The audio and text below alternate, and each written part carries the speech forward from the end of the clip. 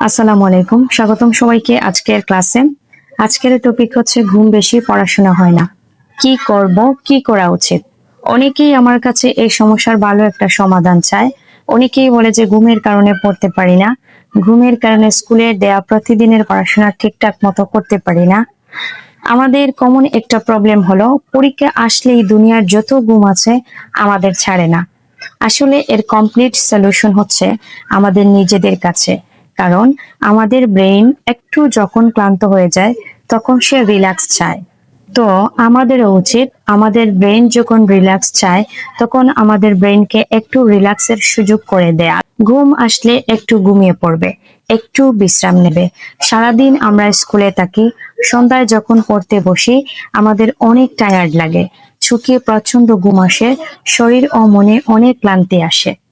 ঠিক তখন তুমি যেটা করবা, তোমার জন্য আমার বেস্ট সাজেশন হচ্ছে তুমি প্রতিদিন একটু আর্লি ঘুমিয়ে পড়বা।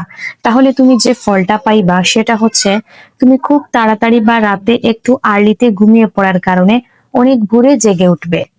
আর খুব ভোরে জেগে উঠলে তুমি দেখবে যে তোমার ব্রেনটা একদম ফ্রেশ হয়ে গেছে।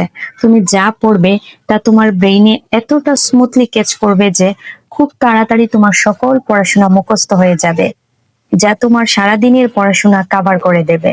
তাই তোমরা খুব চেষ্টা করবে যত দ্রুত সম্ভব ঘুমিয়ে পড়ার এবং ভোরবেলা ঘুম থেকে ওঠার।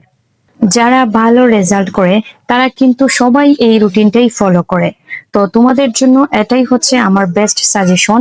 খুব তাড়াতাড়ি ঘুমিয়ে পড়বে, রাতে দেরি করবে না, আর ভোরবেলা উঠে পড়াশোনা করবে। তো এই রুটিন অনুযায়ী তোমরা সবাই পড়াশোনা করো, দেখবে যে তুমি সফল হবে। পড়াশোনায় যতটা গাইডেন্স প্রয়োজন আমি সেটা দিতে চেষ্টা করে যাব ইনশাল্লাহ। আজকের মতো এখানেই, দেখা হচ্ছে নেক্সট কোনো ক্লাসে। আল্লাহ হাফিজ।